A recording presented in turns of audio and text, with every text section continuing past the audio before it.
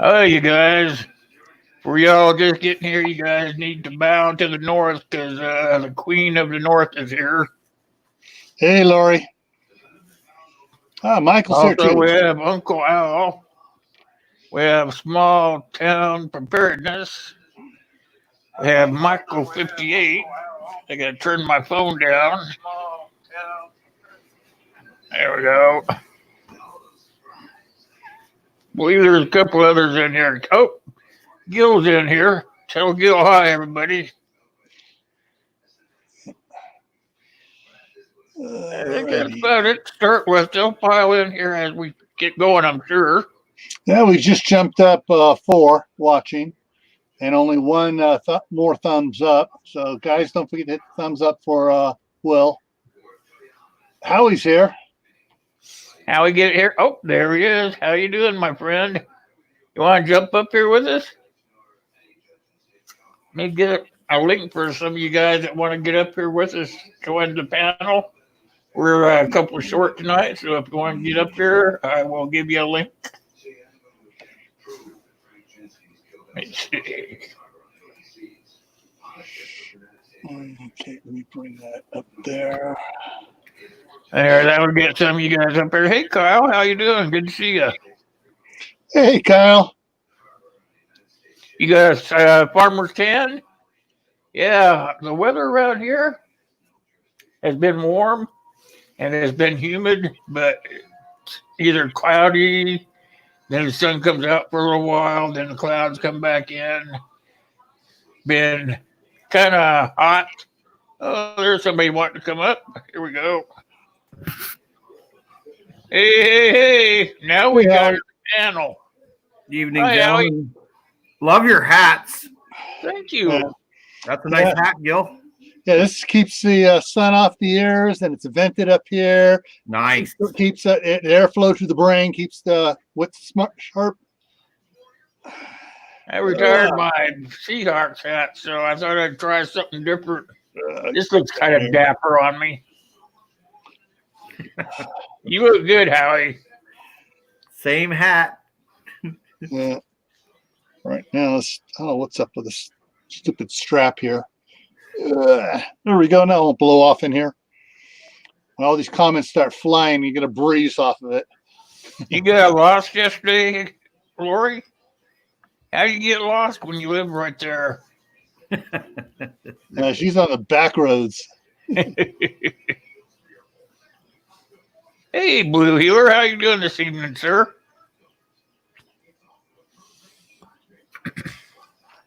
All right. What else was I going to throw up there? Talk about that stuff too. So.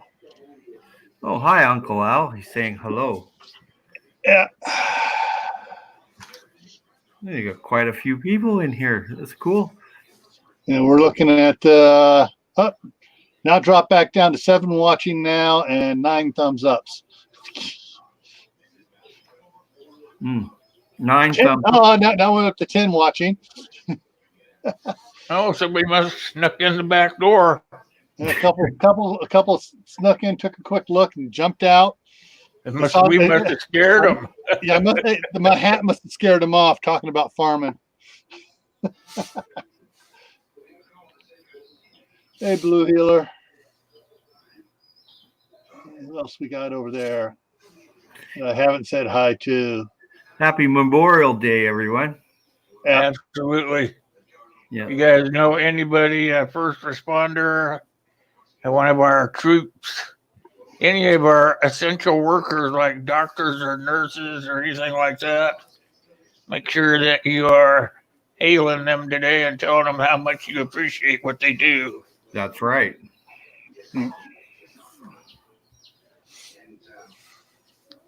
Today is kind of a mass thank you for your service day since we're going through a pandemic. I think this kind of what we're going through will kind of go down in history. In more than one way as well. Yep. Yeah, I was kind of watching. I was doing some stuff around the house today, and I was kind of watching the news of how they were showing people out doing different stuff for celebrating Memorial Day. Yep. And it just hurt my heart to watch all those people in those big groups, saying that kind of a giant one of these, But it's their lives, You can't really do anything, but it just hurts me to see all those people bunching up together, not really caring, what they're going to do to somebody else.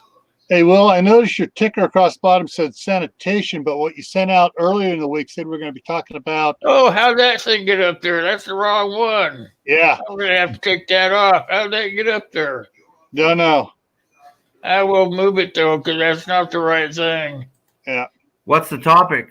It's going to be homesteading now and in the future. homesteading. Yep. Get a See if I chicken. can get That's that the to start. move. Start with a chicken. Start with the chickens. Yeah. Chicken and goats, and you got her made. It's a little bit tougher than that. Move the goat herd around, and chicken coop's pretty easy too. Yeah. Yeah. Free range it everywhere. Oh, we got a newbie in here. JB Rants. Yep. Always saying hi to you there, Gil. Yep. I caught him on a comment already saying hi. Oh. Let's see.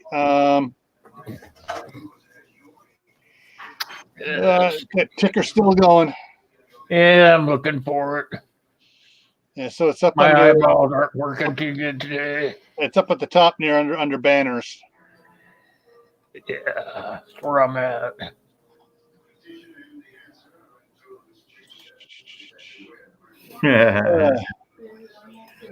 John's Life says chickens and 410-22.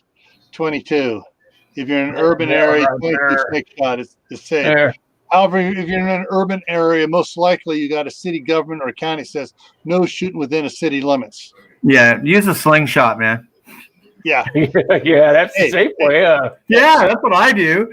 Hey, slingshots. Not only do you have some of the good slingshots, Yeah, you they're have nice. to have a whisker biscuit in there so you can actually use an arrow. And Yeah. if you're taking out a squirrel, if you're into that, you can cook it up.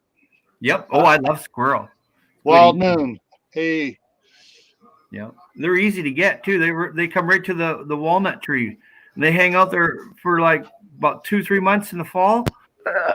But if you follow where a squirrel's gone, like that little trail, and then there's a stash of nuts somewhere that you get, hey, and that's great forage. That's number one to look for if you get lost for a source of food is follow that squirrel trail.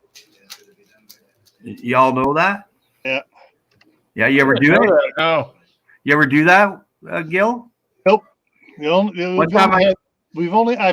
heard other people doing it. In California, the only time we have squirrels, we know where the squirrels are in all the trees all around us. And when they come down to get in our apricot trees and stuff, that's when they hit the ground going twitch, twitch, twitch, twitch, twitch.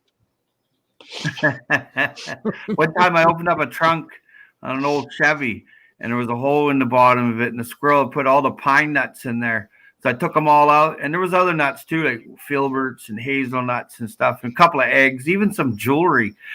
And I opened it up, and I took all the pine nuts out, put them by the fire, and opened them up, and then I gave them all a bang. You see, Yeah. And great pine nuts. Was a bit of a rough time getting them out of the shell, but yeah, I found the trunk full of treasure. That's what I looked at. I was young. Yeah. Yeah, I know I got some squirrels that come feed my yard all the time. Find out where they live, because if you ever need a source of food, that's it. Yeah. City Never or thought about it 'cause they come here and they steal the peanuts and stuff that I leave out for them. They got to be able to take them someplace, Yep. Yeah. Take them, and the great thing, if you don't want to mess, just take the nut out of the shell and just give them the nut, because I find they make a mess. See? I gotta check something out here. Yeah. Hey, JB, how you doing? I didn't see you sneak in. Welcome. JB Ranch, you guys. If you don't know them, pick them up. Yeah. All right. I want to check something out here real quick here. Yeah, there we go. And that is How many homesteaders do you think we got in the United States, you guys? 100,000. well, How many? It 100,000. it depends on what you call a homesteader, what those people call themselves. Yeah. Because homesteading has taken on a whole different connotation. Permaculturalist. It's no longer people going out to virgin land and homesteading it, filing on the property. Now they're buying land, going out there and just returning to old style or more sustainable lifestyles. Yeah, you can do it. Yeah, Can be done. even people in the urban areas of towns or even the suburbs, they even have started like small scale homesteading.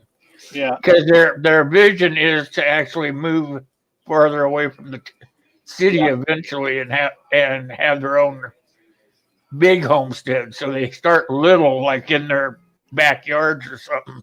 But according to the statistics I looked up, there's 4.9 million people that call it homesteading. Wow. In the United States, anyway. Well, I was way off the mark. 100,000. That surprised me when I looked it up. Yeah, that's what the government says. 4.9 million. And I bet it's actually higher than that if you're talking about people that are doing the urban homesteading, like that's what they said. Yeah, Scott from Hidden Valley Homestead, where he's been doing it in his backyard there and stuff, getting everything ready. And he finally bought his property up in Idaho, so he's going to be moving up there next spring. But he's been raising everything there except for livestock, and I think he's going to try to get some chickens this year. I thought, or maybe someone else was talking about trying to get some chicks. Yeah, they thought that number was low. That number, when I looked it up, they thought that number was low, just for the same thought that you had, that people in the urban areas or the suburban areas are starting small homesteads, something to start that they can move when they get their property deeded off or whatever like that, Yeah. So they think that number is kind of small. Because I was looking up some other statistics and stuff, because I was wondering how many preppers that the government thinks there are in the United States. So I figured, well, if I'm looking that up, I'm going to look up and see how many homesteaders are there too, So they only think there's 1.9 million preppers in the world, because the way they put that number is most preppers are already homesteading. So they figure that they're all bundled into one, Yeah. Yeah, chickens and goats are makes your life a little easier if you're an off-grid or homesteader. You have something to rely on, and with your foraging skills, hunt, gather, and grow. But chickens and a cow is nice. Have a few cows. I mean that's even better. But if you can't afford that, what you can afford is a few chickens and a goat. Yeah. If you can get the city to let you have chickens, get out of the city. It depends on the city too. Some cities let you have chickens, but not roosters. Yeah. So they'll limit you to one rooster just for fertilizing the eggs, but or getting the chickens so they'll lay eggs. But the thing is, one of the things you got to do before you just go out and buy a chicken, buy a goat, whatever, you got to do a little research. Yeah. Because if you go out and buy it, all of a sudden you realize, now I got to get a little shed or a containment thing to protect it from the possum. That's one thing. Yeah. Because I bought a goat when I lived in the city in Washington. I had a goat and I kept it in my backyard, and I built me too. I built a shed for it. I even had a caribou. I built a shed for it. I built a little mound for it out in the middle of the backyard, so you could stand on top of it and think his shit didn't stink, And so I heard something in the middle of the night. I heard sound like something was banging against the side of the house. I went out there, and that son of a buck had butted a hole in the side of his own shed. He got pissed at something, and he was out there banging his head against that shed until he had banged a hole in it as big as his nice head. Too. The problem is that most people don't realize when it comes to goats and sheep and stuff, they are herd animals. They want to move around, rotate a bunch of other animals. Yep. If you have just one or two, that ain't going to cut it. No. You need to have at least 4 or 5 or 6 to a herd. At ease. They need numbers to be at ease. Otherwise, they get all nervous and they start tearing stuff up. Yeah, That's why I gave him that hill. be a family. You're right, Gil. Absolutely, absolutely. So I Yeah, went and asked him a bit why he pounded a hole in the side of the shed. He I said he read was memoirs. lonely. I had to go get him another goat in my backyard just to keep him from tearing stuff up. Yeah. Yeah, I read memoirs of people that came to the Gulf Islands here. It's near Seattle, and when they came here, they had was a few chickens, a few ducks, and a goat and a sheep, like of each one, and then a few grapevines or an apple tree or two, and they got off the boat from Europe with that. Here you go. This is what you got. Yeah. And it took a few years to build up a herd and flock and to get sustained. Sometimes they were hungry. And the one guy I read, he was the first homesteader on Salt Spring Island, and what he did was he came here and he would sit down and he'd eat 25 eggs for a meal. He worked that hard. Yeah. Yeah, he called it a scoff. He'd have a scoff of eggs. And then as you got to know the guy through his memoirs each day, and this scoff of eggs added up to a couple of dozen eggs at a sitting. Yeah. Hard he worked. Blue Heeler, you're right. He said that Blue Heeler saying that most ranchers in my area could be classified just as homesteaders. And he's right. If you get just out on the outskirts of town, where some of the bigger ranchers have kind of gone farther out of town to get their ranch to open up a little bit more, they'll rent off their houses or buildings or whatever to somebody else, and then somebody from town will rent that, and then they'll start their own little homestead thing out there. So yeah, you're right. It's a lot of what happens. Yeah. I was just checking out stuff here. Laura Jean wanted to know how you make goat taste good. I never had a problem with making goat taste good or sheep. If it gets too old, the sheep, it's a bit rough. The button there, you need to smoke it in a smokehouse for a year or two. But the goat tastes good. I've always loved goat. Well, mutton, when it's old mutton, it's got to be slow cooked like they do the barbecue down there in the where they barbecue it all day long, and it just falls off the bone then. That's what you got to do with it. Yeah, you've had that? No, I have not. I've watched some other videos on it and stuff. Some other people down there doing it, talking about barbecuing mutton and stuff. And they explain, that when the sheep gets old and becomes mutton, then you got to cook it slow. Otherwise, it's going to be hard, dry, and not very tasty. Yeah. I heard that about goat too, is that you have to let it actually cure before you cook it. Like Uncle Al says there, pressure cooking it. That's the way to go. And that's I've had goat pressure cooked a few times. It's delicious with a bit of curry.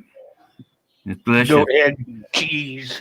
I didn't have goat head. We had pig head and moose and caribou. Yeah, the nose and tongue and brain and all that, and the jowls. Yeah, I made a nice potted meatloaf. Yeah, it was very good eating. I enjoyed it. Yeah, for most homesteaders though, other than urban homesteaders, once you got those that have left the urban thing and gone out and gotten themselves, several acres, to work and everything, it's going to, there's going to be a big change for them to understand what they really need to do. It's a lot of work. They can read up all they want on it. Yeah. But when it comes to actually doing it, there's a big learning curve of from book learning to hands-on learning. Mm-hmm. And we talk about goats and stuff. One of the biggest things that people have problems is they forget, or at least you don't even look into proper fencing for goats. And so you got to spend money on the fencing to keep the goats in, to keep them from getting out. Our neighbors across the street here, which have had goats before, had 3 or 4 goats over there they got this year. And this weekend, or yesterday, one of them got out. Yeah, you got a homesteading book. Yeah, there are the Holy Grail. Yeah, there are some really good ones out there. But one of the Well, things, one of the things most people about don't realize that they go out, they buy the land, throw up a fence, and buy a bunch of livestock when they're not ready for livestock for a year or two.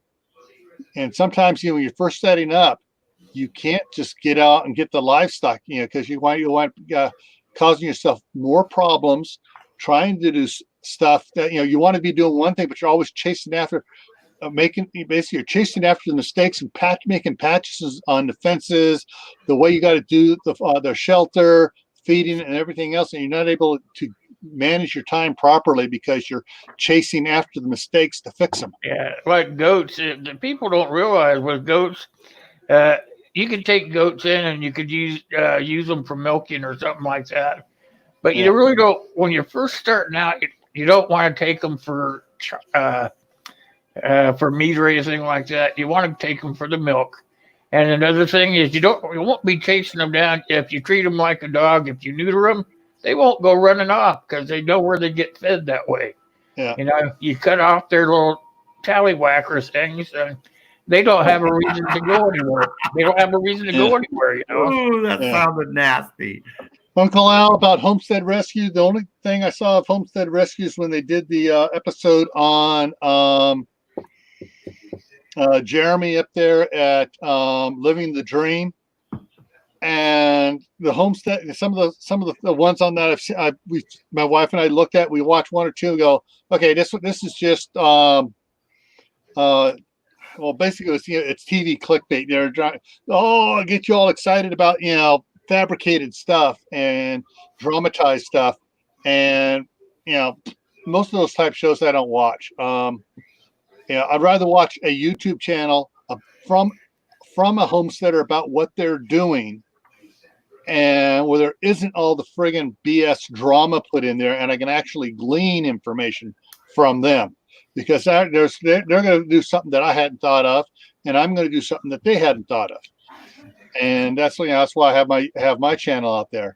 And a lot of the guys, a lot of them I got a lot of comments on those IBC tote tubs I do for raised planter beds, and they're all like, wow, I never thought about that. And well, hey, if you can pick up like I did for $35 for one of those, cut it in half, and for $35 you have an 18-inch, two 18-inch raised planters.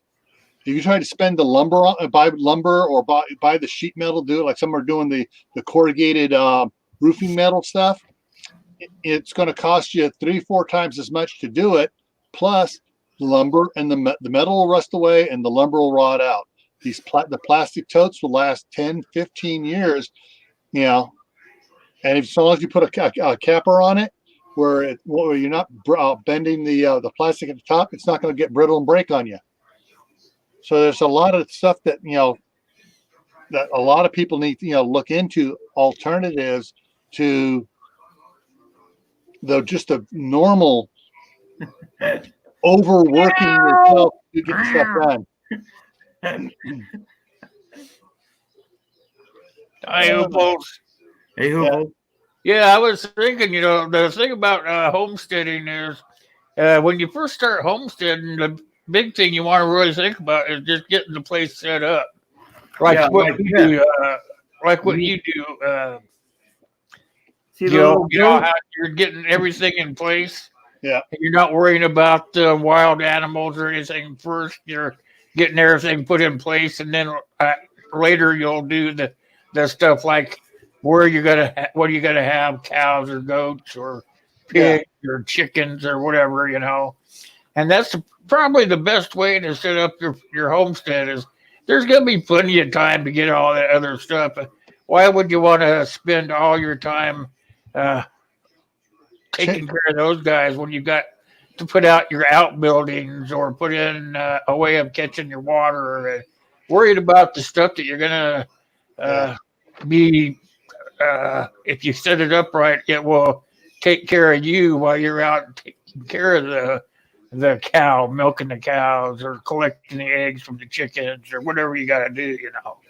Yeah, and that's another thing. Once you've been on the you get on the property like ours. Our property here, it was been neglected for years and years, And so we've been fixing it up and doing a lot of work on it. And once we get everything all cleaned up and all the and then now probably late this summer, I'm going to start repairing some of the fencing on it. But one of the things we're looking at now is, okay, we've gotten the field where we can next year we can actually plant the entire field on the one side, the 2.5 acres on the one side, get it planted. I got a bunch of raised planter beds put in and a bunch of other stuff for planting done. And if I ever get the video edited for the 3 days I had the Bobcat out here with a rotavator on it, I did a lot of work in 3 days from dawn to dark. And yeah, it's there's a lot of things to do. But once I'm getting all that done, now I can start thinking, all right, when we first got the place, we're gonna put this here, that there, that there.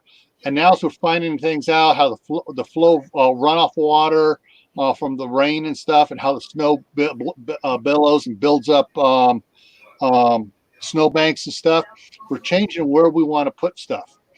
And so we, in this last winter is the first full winter I've been up here, and now we've started changing everything around because we realized how bad certain areas are and how good other areas are for. Good seeing you, Hooples. See you, Hooples. Hey, Hooples. But yeah, there's a lot of thought that needs to go into it.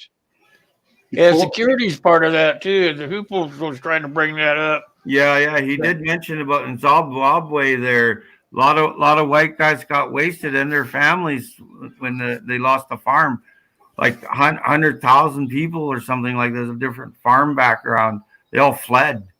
Yeah. You had to. If you don't have the security around your place, they're gonna come in and they're gonna take your animals and take everything that you work so hard for. Sure they will. As you're setting up your homestead, making sure you're getting your buildings in place and making sure that you're where you're gonna set your barrels up to catch the water and stuff. You gotta make sure that you are also looking at the ways of securing all that, to make sure that people aren't gonna be sneaking underneath your fences and taking what you've worked so hard for. Yeah, that's one of the my wife and I, when we got this place, we were looking for several years before we settled on this place, and we found the small town. The first 3 houses we were looking at in this small town where we're at, didn't quite sit right with us. And then we found the one we have here, which is bigger acreage than all the others put together, and we're not on the main highway like the main road on one of them. We're back in the corner, and everybody around us, a nice place, has pew-pews. And it's the whole situation where we're at is really good. And it happened yesterday when one of the neighbors' goats got out. Everybody's on the phone calling around. Everybody's out looking for it and found it and brought it back. But the community you settle in to set up your homestead is very important. You got to set it up in the right community to begin with. Yep, do your research. You're absolutely right, Bill. Yeah. Okay, I'm going to get rid of this hat here and put the other hat back on. Yeah, it's nicer. You're very fortunate at what you've got and how you've got it set up for sure. But everything. Sometimes people just don't have that option. Yeah. There's a lot. Like you said, you look for a long time to get that option. Yeah. And, if you're worried about security and stuff, one of the things that works great that's inexpensive, Harbor Freight has those color infrared with sound closed circuit TVs cameras with 100 feet of cord on it, relatively cheap. And a lot cheaper than if you go buy the big systems. All you need is just get like a little multiplexer, and you can set it up on a computer monitor where you can see everything that's going on outside. And at night, you can just leave one of the monitors on downstairs. If you hear something, you run downstairs, you look at it, you can see what's going on out there. Yeah. It's always nice to be able to get to your bunker from your house. Yeah. Hey, Jehodak. Yeah, we got you. Jehoiadak, welcome. How you doing, buddy? But one of the things that I've noticed with a lot of the homesteading channels and the homesteading community I'm involved with, a lot of them are going both ways. They're going future tech on stuff and they're going old tech on stuff. Some of the future tech they're going on is like for the chicken feeders and the chicken waters, where they got these new high tech nipples and stuff where you get a lot less wasted water and the chickens can drink all the water they want and you don't get a big mess in there. And some of the old tech they're going back to the old the garden seeders. Let me do something here real quick. Almost forgot to share this.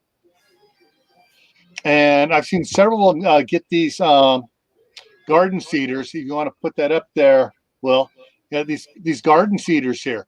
Really cool. They get up there. See, and basically what it does, it drops these seed down in that little plow, and it has all these little discs for different size seeds, and it spaces it. And so you can plant a lot of area really fast with this old time tool that is, I know, at least 75, 80 years old, if not more. Because my grandmother had one when I was a little kid. That's an old function type of seeder, and that covers a lot of space. Yeah, and they can just go along, and it has the drop down side on it right there. That little wheel there drops down, and you can set how long you're spacing, and it can save you a lot of time in putting how in many seeds you drop at one time. Yeah, that's what these are. You got the big ones that are that are closer together, farther apart, and they got smaller ones. They got and you can buy on some of them. You can buy more discs for other seeds than what it comes with. But it comes with the basic for beans, corn. You're not wasting your seeds. You didn't slip in too quiet, C-Dub. Yeah, that's a nice tool to have, Gil. Huh? That's a great tool to have, the seeder with the different seeding discs. I've used similar. Yeah. Yeah, I had to grow food for a big farm over on the mainland when I was younger. And it works really good, and you don't waste any seed. Yeah. There's no bear patches. Yeah, I have that one. That one's supposed to be arriving. Where is it? Wednesday. It's great for corn.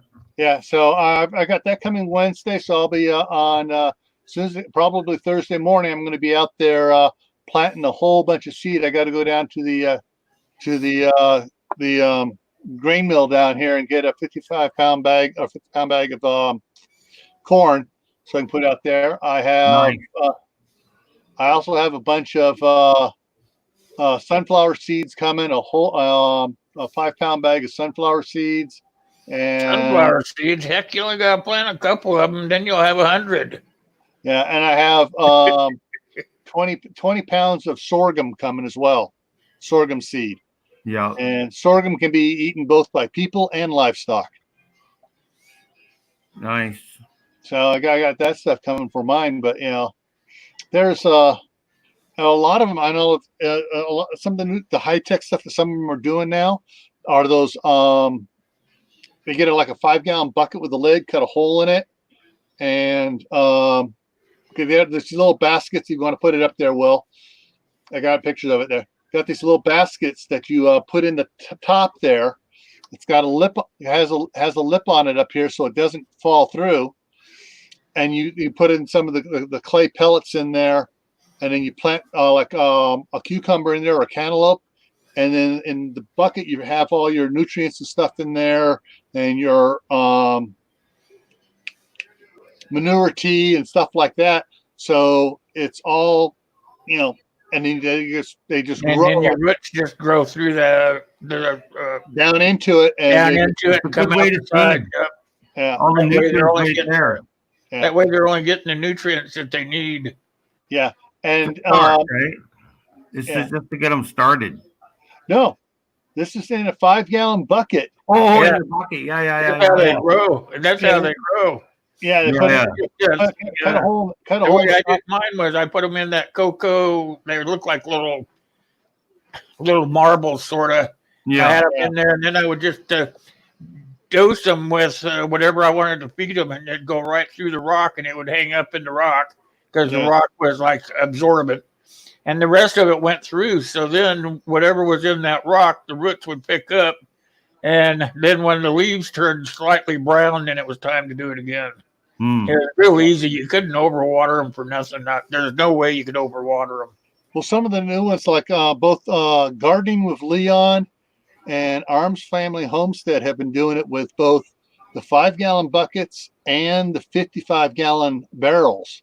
And the 55-gallon barrel, they'll cut. You got the 2 big bung holes in there, which these will drop into, and they'll cut 2 more holes, and they'll plant their cantaloupe or zucchini or whatever up there, or cucumbers, and then it just grows over the side, and they get the solution all set up with the manure tea and all the anything else they add to it, and then they don't have to water it for the rest of the summer from a 55-gallon barrel, because as the water level goes down, the roots are going down into it as well. And so long as you don't let it get overheated. Daniel had one problem. He went on vacation for a week, and he thought he'd opened up his high tunnel opened up enough. Well, he didn't open up enough, and it got a couple hot days there, really hot, and it killed the stuff because he wasn't. Yeah, I remember he wasn't there to watch it. They called him Coco or something like that. I can't remember what they were called, but Coco something. So it was, if you could take them and actually put pressure on them with your fingers, and they'd break apart. Yeah. So whatever you put in there, liquid wise, as a nutrient or whatever, would just soak into them. Lori Jean's on her way out. Yeah. Night, Lori. Night, Lori. Yeah, this is what they have here. A lot of them are saying these hardened clay pebbles that look more like hollow things. I got it up there. And that's what a lot of them are going with nowadays. But back when I had my koi pond, we actually had what's called aquatic earth. There's some granule, almost like gravel, but it was a little bit different. And we had all sorts of water plants planted in that stuff. But this stuff here will comes in different sizes. And there was one where they're taking one of those $8 totes you can get at Home Depot or Sam's Club, 27 gallons in a tote, and they're cutting 6 holes in the top of it and putting that in there, and they'll have their spinach there growing out of it, or their lettuce. Yeah. And so they can do a lot of different things with them, and the roots will just grow through it. And then because they're hot, these things are kind of hollow. And yeah. But I did do that when I lived in Washington. I had my medical card for growing weed, and I would take one of those big totes and cut 8 holes in the top of it, big enough for those grow pots that were like this big around. Yeah, and I would just set 8 of them in there with little pot plants in there that were about 4 or 5 inches tall. Just set them in there, and then I'd have the nutrients in the barrel about 3 inches from the bottom of the planters I had in there. They weren't even in the water. The planters weren't. The dirt would feel the water, and it would just draw up to it. Yeah. And then when the roots started coming out of the dirt and stuff, then I'd take them and put them in the ground. But yeah, the dirt never actually touched the water. The dirt and the water could feel each other, and they just grew that way.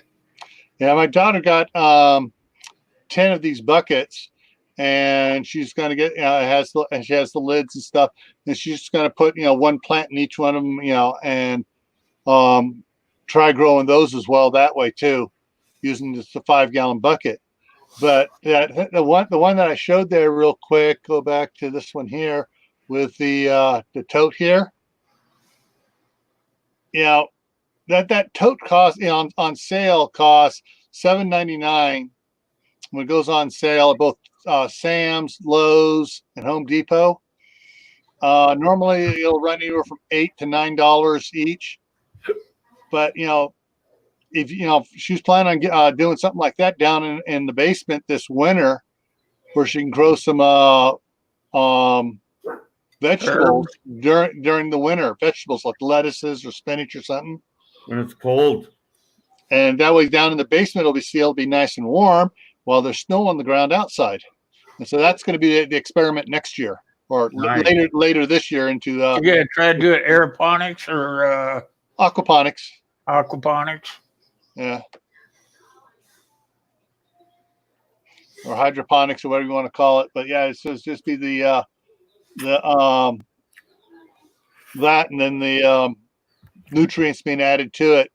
There's something else called a self-wicking tub, which a lot of them are getting into. This is the greatest new thing. It's not new. My mother was doing it, 30 years ago. Okay, so actually more than that. Before I got married 32. So actually about 40 years ago, my mother was doing it. But what you can do is something like this. You can cut another hole in the top and put a fill spout in there, and then on the side you can drill 2 holes. Get the they have these elbows with threaded rubber stoppers on it. So basically put it on there and makes it watertight. And the 90 has a little hose barb on it, and you get that clear tubing from Ace or Home Depot or whatever, and you can see where the water level is. When the water level gets down too low, then you use that other tube and you just add more water to it. You don't let it drop too much. There's like I always adding water to that lemonade. It's a lemon. I picked one of my lemons. Yeah. I live in Canada. Eh? Better quit picking them lemons. You're gonna run out. I got about 40 maybe plus on the tree still. Hey, Anthony. They come in big bunches 2 or 3 times a year. Yeah. I sent you a link, Anthony. Pimento Prepared is in the house. Ooh, Steve at Corsair's Trainer is in the house. Steve, hey. Sorry, I missed you this morning, Steve. I was busy. Yeah, I was out in the garden. I just totally forgot about it. Steve is an example of a guy doing. Says I know nothing about gardening, but he's doing really good at putting in a garden in his suburban backyard. Yeah, he's a suburbanite homesteader. Yeah, but some of these other ones here are things. If you're in a colder climate, if you're in a colder climate, you can if you have room in your garage, you can put a couple of these in the garage. Haha. Yeah, but yeah, you can do these little tubs and stuff are pretty good. I thought you'd be good for helping us do some homesteading here, Anthony. Yeah, but he's got he got is it little sister or big sister? I'm not going there with a 10-foot pole. That was nice lemon water. Bing, I'm wide awake now. Little sister, because he's pretty big. Hey, Kaylin, good to see you. Hey, Kaylin. Little, she's shorter than you are. Tell her I said hi. Yeah, but yeah, people, there are people doing the homesteaders are trying the new homesteaders that are out there. They're checking into stuff. They're doing everything, old tech, new tech, brainstorming. Here's what I was reading up on them. They're taking those big plastic containers that are wrapped in wire. They're taking those and they're putting them up into a hill bank. They're putting them up high onto the hill bank, and they're letting them catch all the rainwater from winter.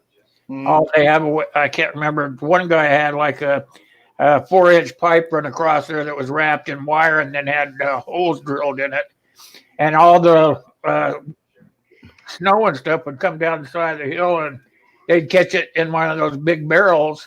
And then the other end of the barrel, they had, like you said, they had a thing on there that could measure to see how much was in the barrel or in the container. and then they would take that water that they caught from the winter, and that's what they used to feed the chickens or the cows and stuff.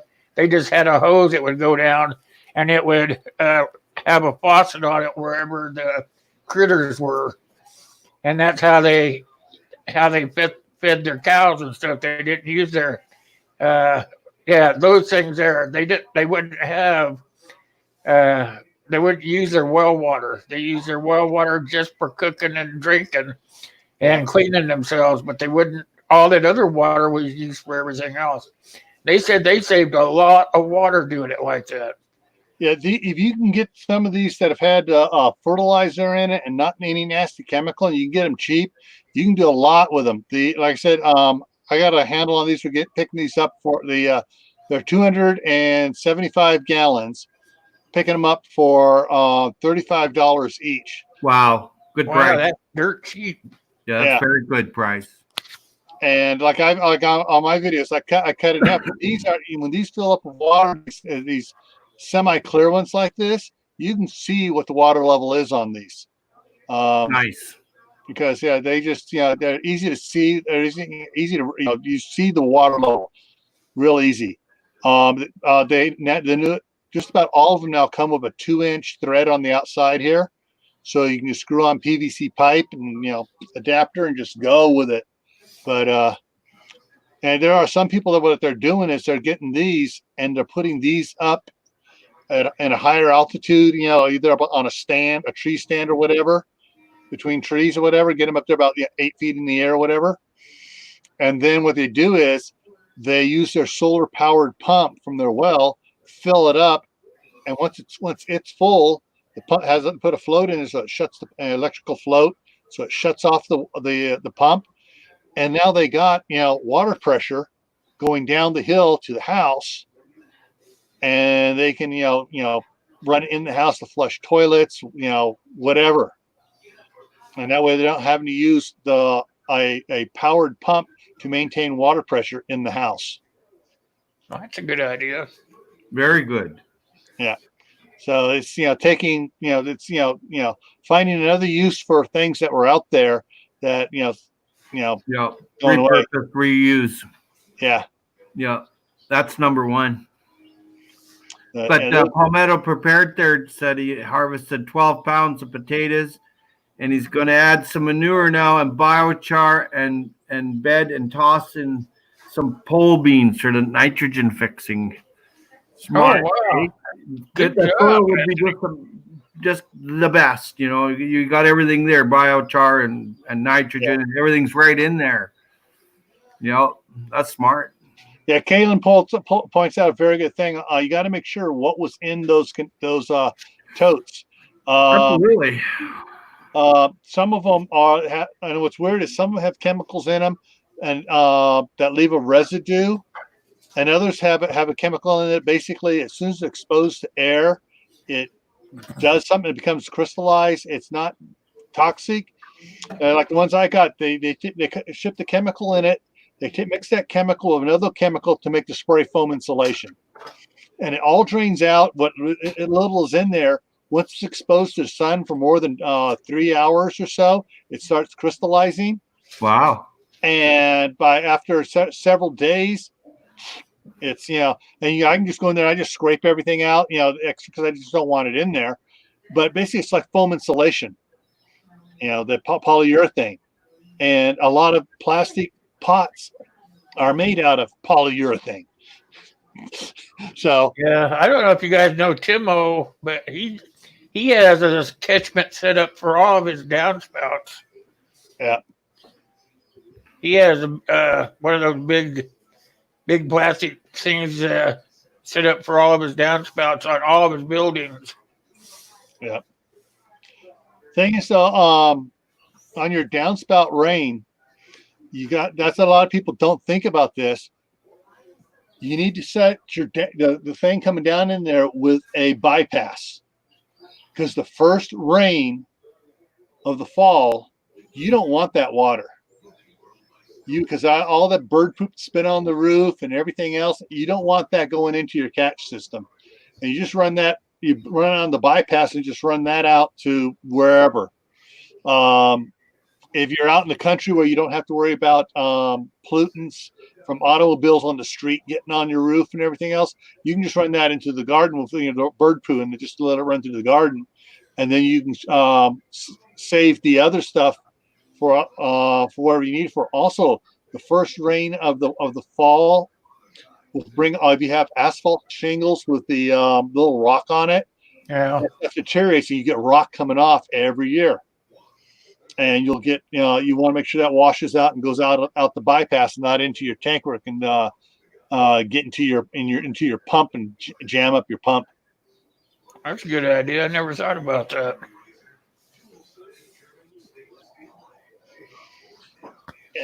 There's like I said, there's a lot. If you're thinking about doing homesteading stuff, Yeah, that's right, Kalen.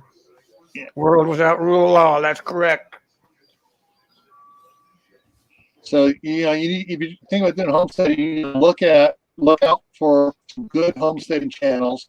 Don't just pick one to watch. I watch Arms Family Homestead, Hidden Valley Homestead, Hidden Heights Homestead, Two Family Homestead, Springfield Ridge Farm, Southern Blessed Homestead. And so I pick them all from all over the place, from up northern Idaho to down, Louisiana, the Broussards, and into Florida and the Carolinas. Anthony Pimento Prepared, good one to watch. He gives a lot of good information. And then and then down in New Mexico, you got Reed, Manifestation of Imaginations. You don't think that's going to be anything about homesteading. His last couple of videos have been about planting trees and the beans around the trees and stuff like that. Smart. That's what I do. I make sure I make the Three Sisters corn, beans, and squash on mounds, and then they look after themselves. Yeah. The other thing on these some of these tanks here, that you can pick them up and buy them in the dark blue food grade liner. Yeah. And that, if you're going to do drinking water, that's what you want to have. You want to have one of the dark blue ones, because that keeps the algae from growing inside. I just noticed Steve's there talking about cleaning out his rain catchment system. And he said the water was gross. Well, if you bury them too, that's better. That's good too. You can bury Problem them. is, if you bury these, there's a big problem with that. Is the sides are so soft and flimsy. You put it in the ground, put dirt up against it, it collapses in. Yeah. All that metal cages is to keep it from expanding and getting out of shape. It has put no reinforcement on the outside. No, yeah, you'd have to put some boards around it, or plywood or something, corrugated steel around it. But if you were going to try to pour cement around it, you'd have to fill it up. Get in position, fill it up first with the water, so you have inside pressure, and then pour a little cement at a time, not too much, a little at a time. Let it set up, and that way you can hold it out. Use cob too, a little bit at a time around, like you said. You would have to have a structure that's safe, that wouldn't implode. Yeah, absolutely. Water is essential. I know people have built cisterns in the desert in Arizona. My father used to live there too, and his daughters lived there, and the water was an issue, man. Yeah, really. A cistern would be the way to go. No matter where you live. You can. A little bit of bleach goes a long ways. I like Anthony's comment there. I consider myself more self-reliant these days, just to supplement my grocery bill till I can get my soil fully built. Yep. Make your soil. Soil's made in layers, man, from bio-waste. Yeah. Yep. That's the easiest way to make soil. Once you build up a lot of soil, it's like a sponge. And in that sponge, you have your water, your oxygen, your nutrients, and the more you have, 2-3 feet of rich black humus, the better off you are. Yeah. You'll grow anything in it. And he's right. You have to build soil. I build my soil with Pathway Soil Bank, and that's available on this channel on my soil playlist or Common Knowledge. Now a lot of people know it. I've mailed out a lot of those brochures on how to. There's a cross-sectional diagram on how to make your soil. And it was interesting how many people actually use it. I mailed out about 1,000 plus, and only maybe 50 people actually used it, if that. I And think that's what he's saying. How he says good soil takes seasons. You yeah, can't absolutely. rush nature. Yeah, it depends on if you condense time. Now, if you have access to a lot of biomass and different biomass, it's easy to come along with a bit of biochar and wood ash and make the soil like the rainforest was just burnt down in Brazil, and the farmer has great crops for 2 or 3 years, even up to 5 years. And that's what you're replicating when you make your soil. You're making it in layers of about 5 inches of biomass, and then and that's kitchen waste, lawn clippings, wood chips, dead mouse, dead zombie, I don't care, and lime and biochar and wood ash on top, so it seeps down. And the biochar is the most important. It grabs a hold of nutrients and water, you see, because it's like porous. So that's so important. And bugs don't like biochar. It's roughage and wood ash, slugs and stuff. So it really covers a lot of any issues you may have for maintenance or preventative against pests. As biochar is fantastic. So yeah, that's the one that goes on last. And powderized. The more powder the biochar is, I smash mine with a sledgehammer in a metal bucket, and that's spread out. You spread that out, and that's good for thousands of years. Biochar. You don't have to do it all the time. Once you do it, if you had a fire, you can take whatever you have left from the fire home with you. Yeah, fires are great. And smash it up, and you'd have like biochar. Well, sort of. What you do is you biochar. You make a biochar kiln. Even you're heating it up, and it turns into carbon, and it's easily smashed. And that carbon is your carrier of the nutrients or absorber of nutrients and cleaner of toxins, so microbes can get at it. It's very important. And when you look at pre-industrial agriculture, the people that actually made it, they have biochar in their soil. It's absolutely imperative. And unless you want to go and you spread your chemicals every year, your pesticides and herbicides and your fertilizers, you can do it that way too, but you just don't have the microbes to make the human healthy. You need the biochar. You absolutely have to have it. It's imperative. Sure, you can grow it with fertilizers. And right now with some of the way the world is I encourage you to use fertilizers because you have to have that food source, but you will never have the microbes that are beneficial for building your immunity when you use fertilized grown food. So there's my ramble. Check it all out on Google. Yeah. These guys think it's going to be in the future for homesteading. No, it's now. The future, I think in the future for homesteading, you're going to see a lot more of them putting solar panels on their buildings. There's going to be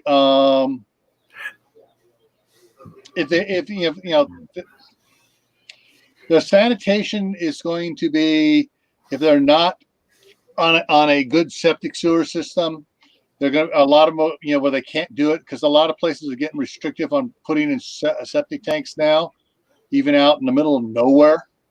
They're got their heads up there. Anyways, but the county governments and stuff that way, to say, oh no, you can't put in a septic tank out here. Well, yeah, they should. They're out the middle of nowhere, but you're going to see a lot of them going to biomass toilets. Nice. And there's going to be some, a lot of the lighting and stuff. They're going to be going to LED lighting for inside the homes and stuff. And I think you're going to see some of them going for a lot more, not necessarily quote greenhouses with the heaters on them and stuff, but the high tunnels, which extend the growing season.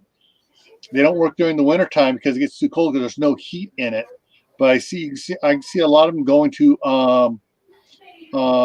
high tunnels where they can start planting earlier a month or two earlier in the season, like up here in Idaho, we could have been planting, 6 weeks earlier if we had a high tunnel. Oh, absolutely. And Yeah, Absolutely. I think in the future they're going to start figuring out how they can run their growing season longer at both ends. Yeah. Because we're not sure of what the seasons are going to be anymore. I mean, we don't know what the seasons are going to be right now. So in the future, they have to have it already figured out of, okay, we need 2 extra months at the beginning and we need 3 extra months at the other end. For all that's where a high The tunnel. only way to do that is something like, I don't know what the name thermal of that heating, man. Thermal that heating garden is that you showed me for the Jill, greenhouse. to have that one that's halfway underground. That guy does here in Nebraska. I have a cucumber that's grown with thermal heating in a greenhouse. I'm gonna go get it. Okay, it's from the West Coast. Yeah, this thing's massive. Yeah, but I think that's going to have to be the way of the future for people that are living outside the cities. I mean, if they don't have a longer growing period, the people in the cities aren't going to have any food to get them through their colder months. This is grown in Canada in soil in a thermal greenhouse, and it's like it's a couple of pounds, man, and it tastes really good too, because it had the heat. Yeah, I get them from Port Alberni on the west coast of Vancouver Island, and they are delicious. That looks like one hell of a cucumber. I've been eating them for like 2 weeks, man, and these only cost me $1. I was like, okay, bring it on. Yeah. I like Anthony's comment there. A lot of people underestimate how much work having livestock is. And that's a lot of work. That's what I said in the beginning. You don't want to start out your homestead with a bunch of livestock. You want, if you need to have like a 5-year plan on what you're doing. Or 10. You may want to have a few chickens or something when you're first starting out. Yeah, that's the easy. You don't want to have goats or cows my daughter made that. Bunnies and chickens and goat is what I started out with. They were not ready for the chickens when they got them. No, most people aren't. You have to you can't just put it up here. Oh, we're going to build one that we can move. Well, it's so big. Chicken tractor's the best. But this was a huge run. They're going to thought they're going to move the whole run. It's like, no. And the thing is, they're learning is that, all right, we got to figure out where the chickens are going to be, how to keep them warm during the winter time,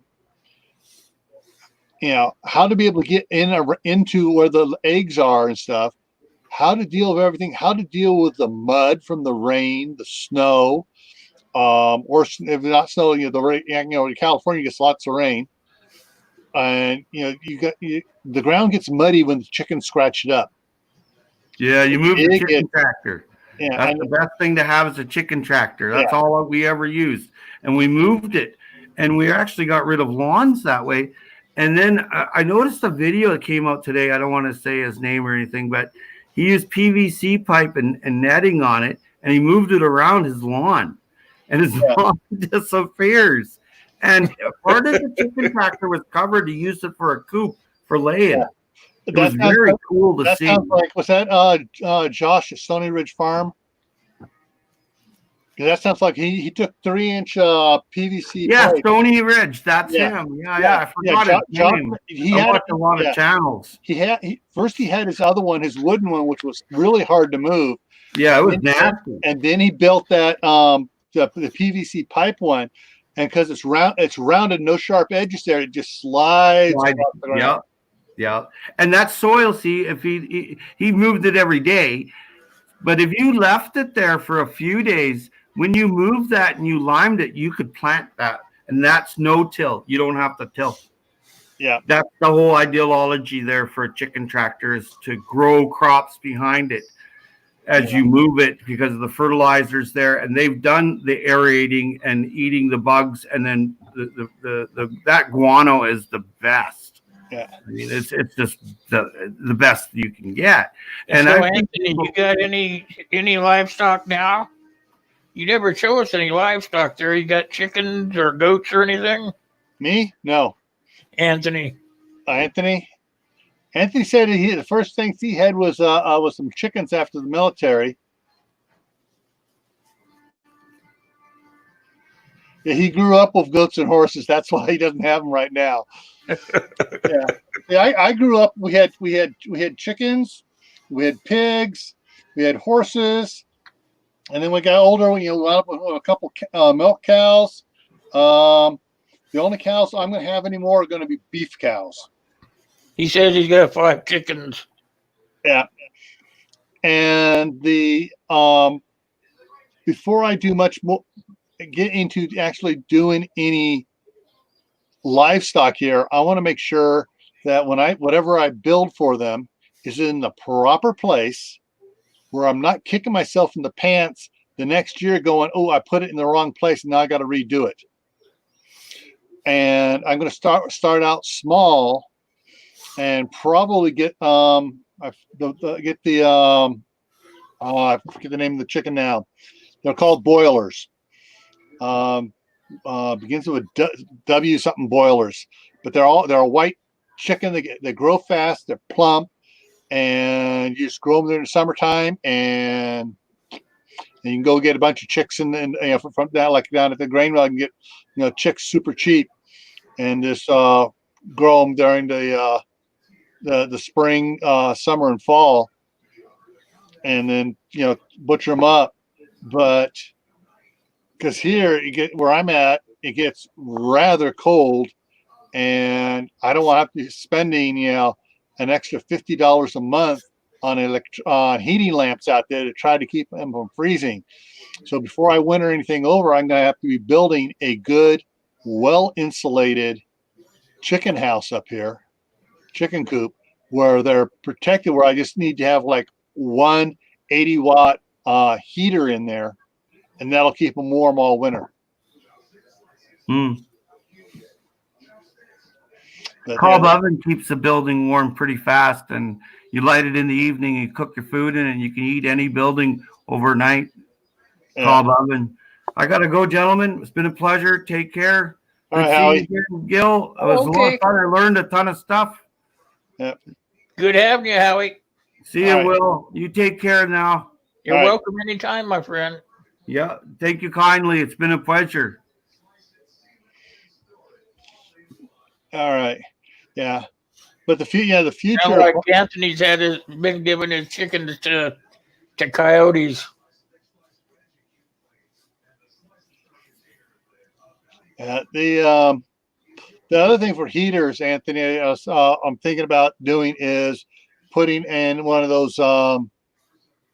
If I'm able to get it built right, I want to put in one of those have a solar panel on it, a little fan, but it has the geothermal tube that goes down around, and so it'll pick up. It'll be bringing the 58-degree weather, warm air into the chicken coop in the wintertime. And that way, just all I have is just a little 12-volt solar powered fan powering it. And a couple of deep cycle batteries that'll at nighttime it'll keep it warm. Sound like we need to get Steve to get some chickens. That will keep them grandkids busy for a while when he's on his Monday mornings. Yeah, I totally spaced out the day and even because like he is. Oh, it's clear, it's warm. I'm hitting the outside in the garden trying to, because after having it rained Wednesday on me when I was finishing up with the bobcat here. Rained Wednesday, Thursday, Friday, Saturday morning we had 3 inches of snow, and then it rained all day Saturday. Yesterday it was drying out. Today it was dry enough where I could walk around out there without being muddy. So I was just doing stuff and working on everything. I was just, is so busy trying to get everything done here on the rehab this homestead here. Deep litter method. Yeah. Those aren't grandkids. Yeah. Hey, Kaylin, a lot of people still use the Oh, heat I'm lamp. so sorry, But the Steve. problem with the heat Didn't know lamp, you had them left. if the heat lamps are close enough to really provide the heat to the chickens, some of them will reach up there and try to peck at it. And that was one of the problems my daughter and her husband had last winter, not this past winter we just had, the winter before that, is that they lost several heat lamps from the chickens pecking at it. But they have there's some ceramic heaters that screw into a socket that are very much similar to a regular light bulb socket. But let me see if I can find it here real quick here. I can share it because I got some here. And it worked great, especially like I put it underneath the block of my Cody tractor because it has such an uneven oil pan that I can't put a heater on. Here we go. Let me throw this up here and share that. Okay. And They should have a fairly easy heater for chickens. there you go. I found out from several other homesteaders that are using this. These are ceramic heaters. Oh yeah, those would work good. And you can put them basically if you put them above it, there's no light from them, so it's not not keeping the chickens awake all night long. They can actually go to sleep, but it radiates heat. It's got a in that coil there's a metal coil inside the ceramic, like your old-fashioned coil heaters. And this is only an 80-watt one. And so I got a pair of them, and actually looks like the price has gone up. Because when that's 80-watt, and when I got it, it was less than that. But now they're up to almost $13.50 for a pair of them. I got them; it was less than $10. But yeah, so those are really good. You can use them. One of the things they made them for like snake aquariums. We got your snakes and your turtles and stuff like that. And so it provides heat. There it is in the upper corner, right up there. I haven't yet to see it glow red. I've never seen it glow red. But see how they just put it above the turtle and stuff there? Yeah. And it provides heat. And they're really safe. Yeah, and those look like they work pretty good. Yeah, they work really good. In fact, I was using them down in my greenhouse to provide a little extra heat before, in the wintertime to keep the trays warm, besides the light being on top, provide a little heat so it heats it up, and worked really good down there. But there's a lot of the future of homesteading is open to the imagination of the homesteader. Whatever that they can come up with, or someone else can come up with, and they can improve upon it. A lot of information is being shared, homesteader to homesteader, thanks to YouTube. I think YouTube has breathed a huge life into the homesteading community, getting a lot of information out there. What do you think homesteaders should use for security to protect their livestock and chickens? All right, it depends where they're at. Where I'm at, I don't have to worry about it because I'm surrounded by just about everybody has chickens, goats, pigs, rabbits, cows, whatever.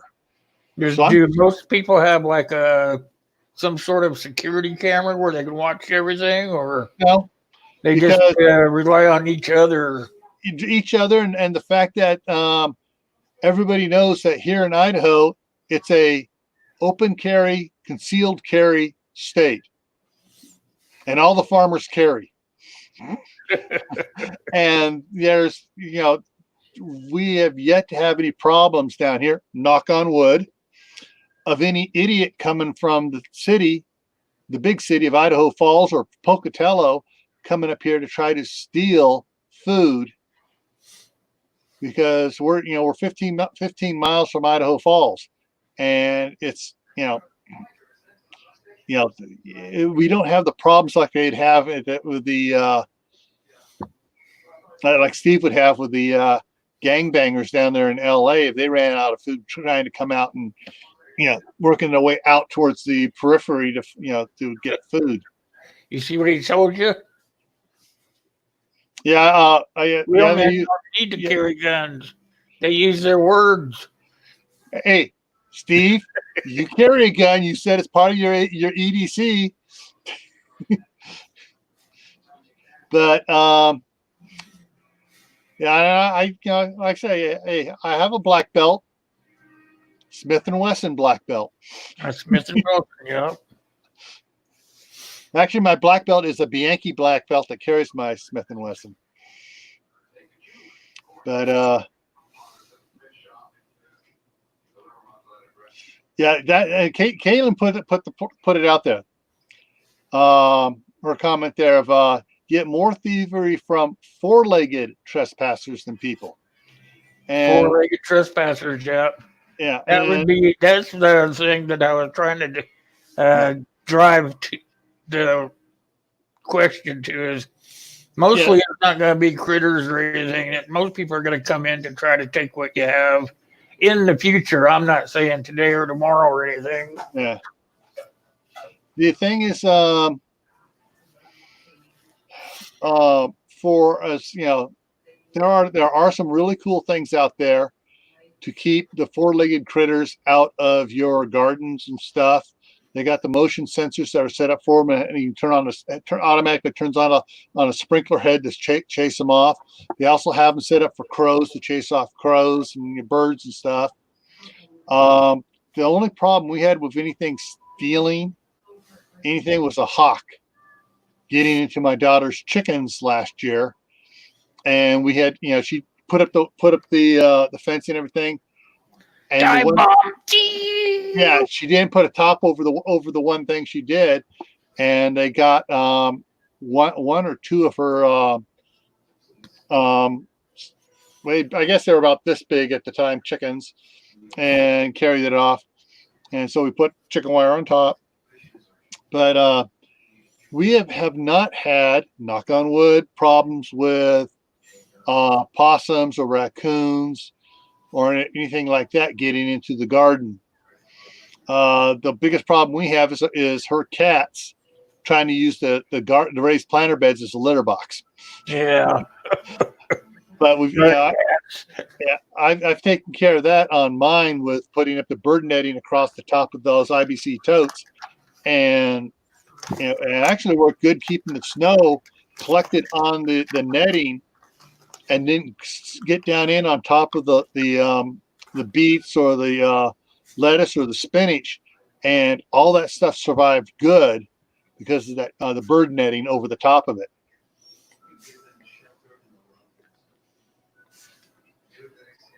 Pepper Nurse One puts wire screens where above his chickens. Who said that? Kaylin.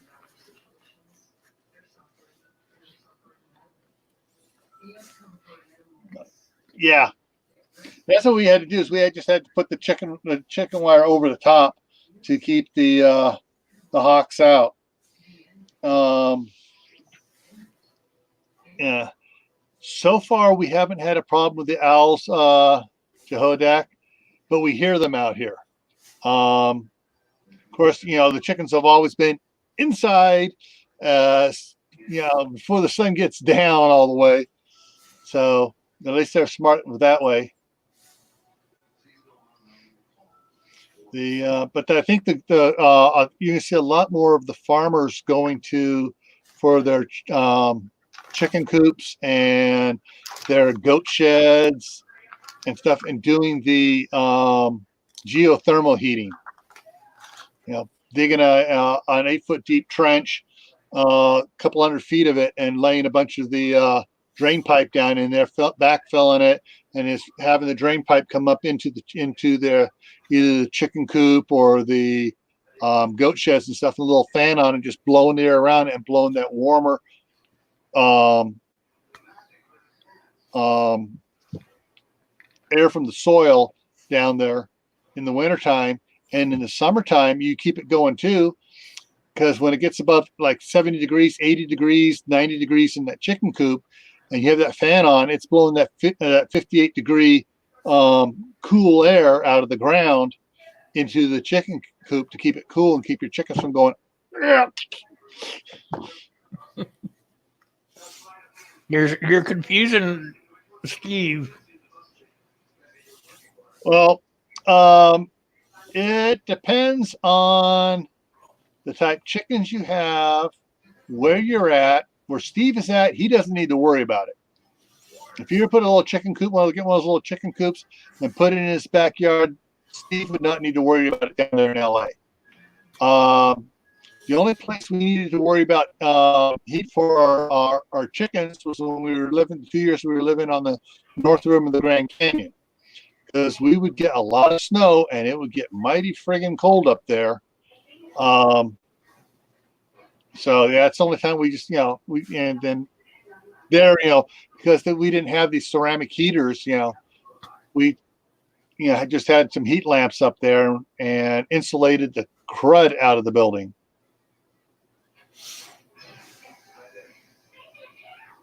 Yeah. And there's, there used to be some really cool insulation. It was a sort of like a,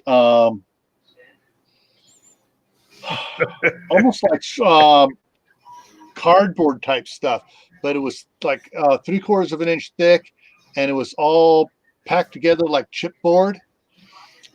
And it was very, very good at insulating. Another reason to have ducks instead of chickens. Yeah, the ducks fly south for the winter. Ducks have bigger eggs. I don't know. Some of them Rhode Island Reds have some pretty good size eggs.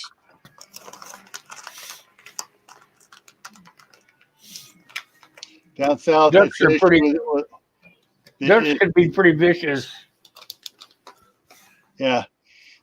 Yeah. So Anthony, like I said, the geothermal stuff will work good also for cooling in the summertime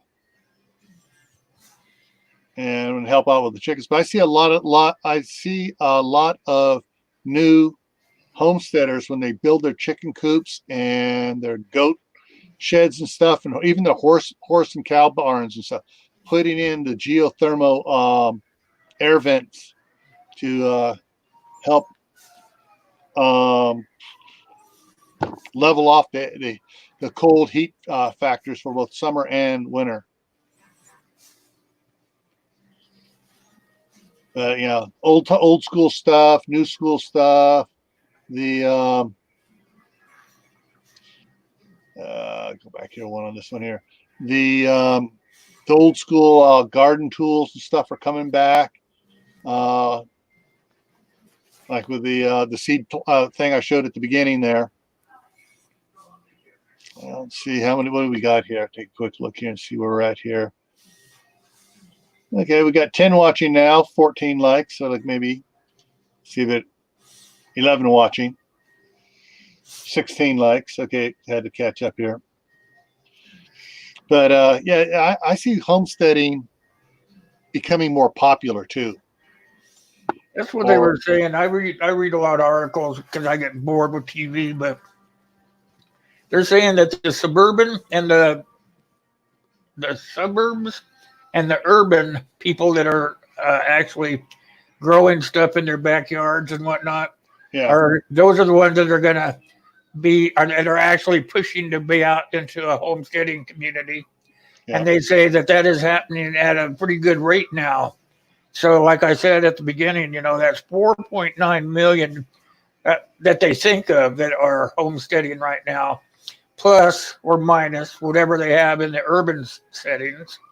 So you push those out, and you're always going to have people pushing to go out into the urban setting, into the hills like everybody else, like you are,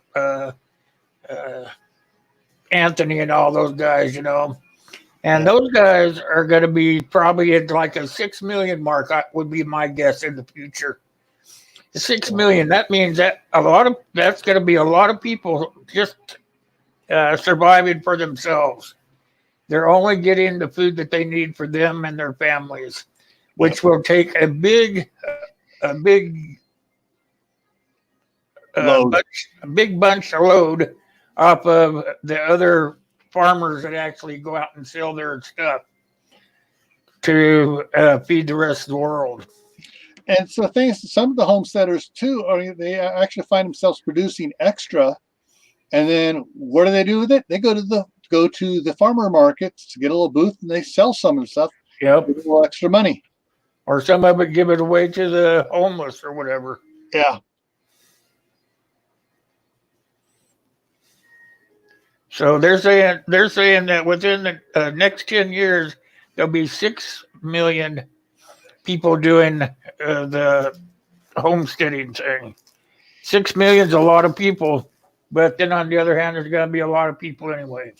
Yeah. They're saying that the people for the millennials, that generation will be actually having less kids, that they're not that into having more people to feed.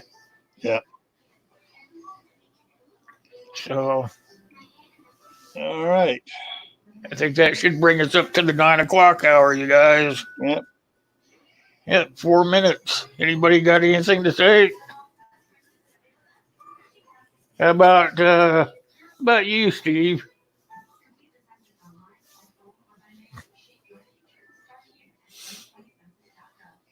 I'm just catching up on some of these comments here about for the chickens leaving the manure pack in the chicken coops decompose and heat it, help provide heat in the wintertime.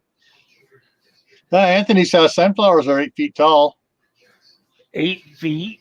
Holy cow. And they haven't opened yet. Hey, if you look at my videos from last summer, my wife's, the ones in the front yard there, those things were over 12 feet tall, the sunflowers.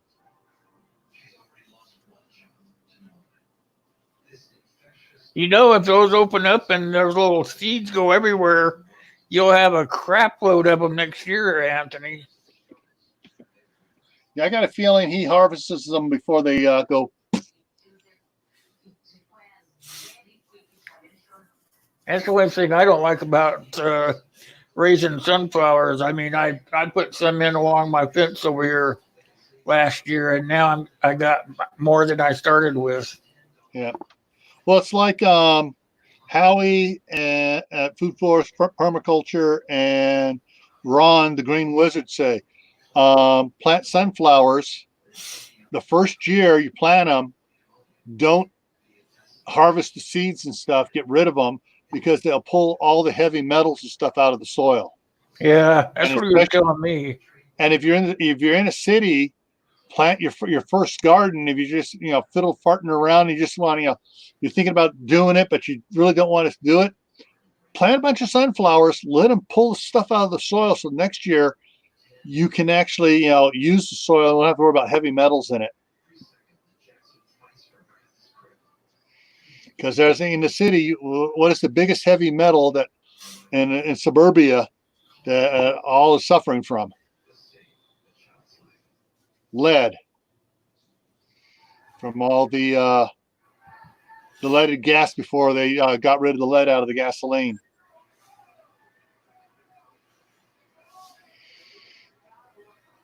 Yeah, it's probably still got some in it. Yeah.